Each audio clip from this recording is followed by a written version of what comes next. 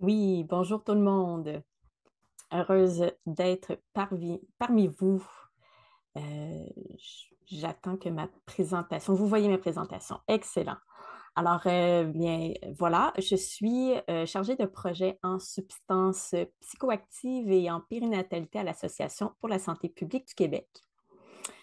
Puis aujourd'hui, je vais vous brosser un portrait rapide du TSAF selon les données compilées à travers les dernières années, avant de discuter des recommandations et des bonnes pratiques cliniques.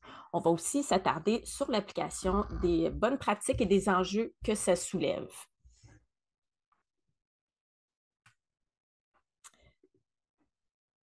Alors, au Canada, la prévalence du TSAF est évaluée à autour de 4%. Mais au Québec, il est impossible de le savoir parce qu'il n'y a aucune donnée qui est compilée actuellement. Puis qu'il n'y a aucune clinique de dépistage dédiée au TSAF dans la province, contrairement au reste du Canada. En revanche, on sait que pour une population dans laquelle environ 11% des femmes ont consommé de l'alcool pendant la grossesse, la proportion de personnes vivant avec un TSAF serait autour de 2 à 3%. Alors, en gardant cette notion en tête, les données fragmentaires laissent entrevoir une situation qui est préoccupante au Québec. En 2013, un rapport de l'Agence de la santé publique du Canada déclarait que pour la période 1993 à 2008 au Québec, il y avait environ 25% des mères qui avaient consommé de l'alcool pendant leur grossesse. Quant à l'enquête de 2005-2006 sur l'allaitement maternel au Québec, elle indiquait que 34% des femmes avaient consommé de l'alcool durant la grossesse. Selon l'enquête sur la santé dans les collectivités canadiennes de 2017-2018, donc plus récemment, 11% des Québécoises ont bu de l'alcool après avoir appris qu'elles étaient enceintes, alors qu'au Canada, il s'agit plutôt de 4%. Alors, dans l'idée de mieux cerner le portrait québécois actuel, la SPQ a commandé deux sondages à la firme Léger dans les dernières années. En 2020, le sondage a révélé que 31% des répondantes ont consommé de l'alcool au moins une fois par semaine, au moins une fois pendant les 3 derniers mois précédant la découverte de la grossesse. 15% ont bu au moins 3 verres par jour, au moins une fois dans les 3 mois précédant la découverte de la grossesse. Puis, de ce sondage, il est également sorti que les femmes de 18 à 24 ans ont davantage tendance à maintenir leur consommation leur consommation d'alcool pendant la grossesse.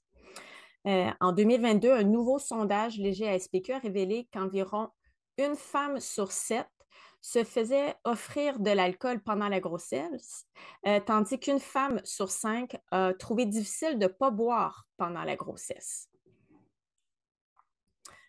Ce résultat fait écho à un des facteurs de risque qui est associé à la consommation d'alcool en grossesse. Les études rapportent que l'absence de soutien de l'entourage, la pression sociale et médiatique rendent plus susceptible une femme de consommer de l'alcool pendant la grossesse.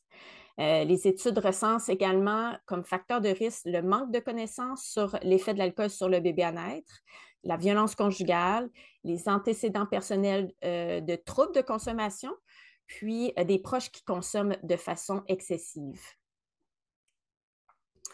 Bon, on associe souvent les facteurs que je viens de nommer à une classe de la population qui est socio-économiquement défavorisée, mais dans le cas de l'alcool, ce sont les femmes les plus éduquées et aisées qui consomment davantage l'alcool. On devrait alors questionner leur habitude de consommation avec plus d'attention dans les rencontres cliniques, mais en pratique, ce n'est pas ce qui se passe. Les professionnels leur posent moins de questions sur leur habitude de consommation d'alcool comparé aux femmes qui semblent issues d'un milieu défavorisé. Justement, à propos des conversations sur l'alcool en grossesse, selon le sondage léger à SPQ de 2020, il y a une répondante sur deux qui a déclaré ne pas en avoir discuté avec le professionnel qui a suivi sa grossesse. Puis, selon le Réseau canadien de recherche sur le TSAF, Un professionnel sur deux a reporté ne pas avoir discuté des risques de l'alcool durant la grossesse avec leurs patients. Bon, je ne sais pas pour vous, mais moi, j'ai rarement vu autant une concordance aussi parfaite entre les deux parties prenantes là, d'une même question, ce qui me fait croire vraiment à la crédibilité de ces données. Alors, qu'est-ce qu'on fait avec tout ça? Mais il existe déjà des recommandations pour les professionnels qui suivent les femmes enceintes. Selon les lignes directrices de la Société des obstétriciens et gynécologues du Canada, la SOGC, toutes les femmes enceintes doivent être questionnées sur leur consommation d'alcool à chaque rencontre clinique. Les habitudes de consommation de la mère doivent aussi être consignées dans le dossier médical du nouveau-né. Plus largement, la SOGC recommande de proposer une méthode de contraception à toutes les femmes en âge de procréer pour limiter les expositions prénatales à l'alcool, puisque entre 30 et 60 des grossesses sont non planifiées, puis que les atteintes sont possibles dès la conception. On l'a vu précédemment avec la conférence de Serge McGrath. On doit aussi évidemment informer sur le TSAF.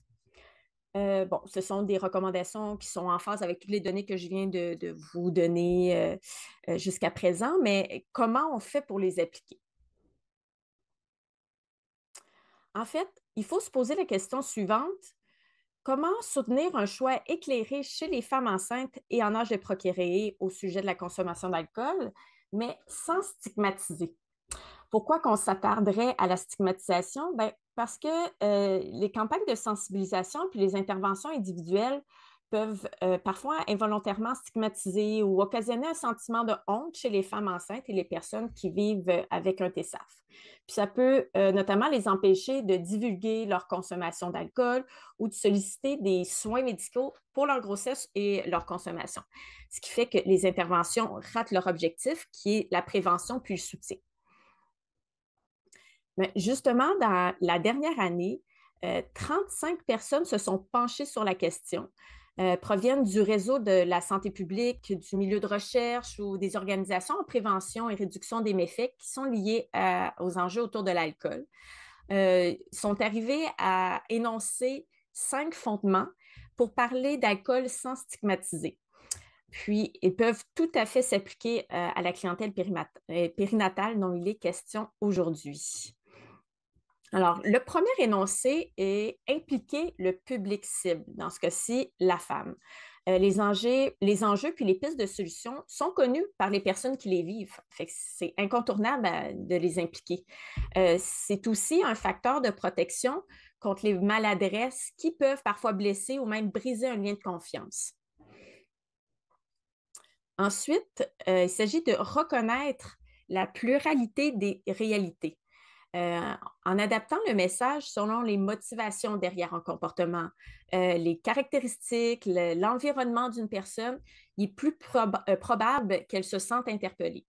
Ben, par exemple, dans le cas d'une grossesse, l'attente d'un enfant, c'est une période qui peut amener beaucoup de défis, mais aussi qui peut être une fenêtre propice à des changements en vue du bien-être de l'enfant qui est à naître. Ensuite, il y a misé sur la capacité d'agir et de penser par soi-même. Ces messages-là font appel à la réflexion, à l'intelligence, à l'implication des gens, tout en contribuant à leur développement de leur capacité d'action.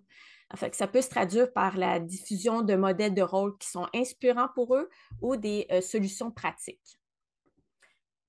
Justement, plusieurs outils de sensibilisation et de prévention qui mettent en pratique cette notion sont disponibles sur la page web pendant la grossesse. On boit sans alcool. Fait que je vous invite, si vous le souhaitez, à le consulter pour les découvrir. Il y en a qui sont destinés aux professionnels et d'autres plus pour le grand public.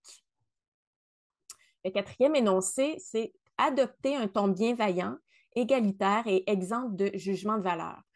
Ce genre de message démontre une considération positive du public avec ses forces, ses défis, ce qui lui donne le pouvoir de ses choix. Mais à l'inverse, utiliser un ton qui est directif, impératif et culpabilisant est plutôt à éviter. Comme j'ai dit plus tôt, ça peut rebuter une femme enceinte à poser des questions ou à chercher du soutien, ce qui serait finalement profitable autant pour elle que l'enfant à naître. Finalement, le dernier, transmettre un message clair, transparent et nuancé. Il s'agit d'expliquer les conséquences possibles de la consommation d'alcool, mais de façon factuelle et sans l'intention de convaincre. Dans le cas de l'alcool en périnatal, ça peut se traduire en s'informant d'abord sur le niveau de connaissance de la femme et de ses proches sur le sujet, puis à son intérêt à en apprendre davantage. Je vous présente aussi très rapidement le premier outil québécois pour guider la conversation sur l'alcool avec une femme enceinte ou en préconception. Il a été élaboré par Dr. France Paradis puis son équipe de la DRSP de la capitale nationale. L'outil vous propose des questions ouvertes, neutres, pour collecter des informations puis faciliter l'ouverture de la conversation. Alors, je vous remercie de votre attention. Puis, si vous le souhaitez, là, c'est ça, il y a toute une série de références qui sont disponibles aussi.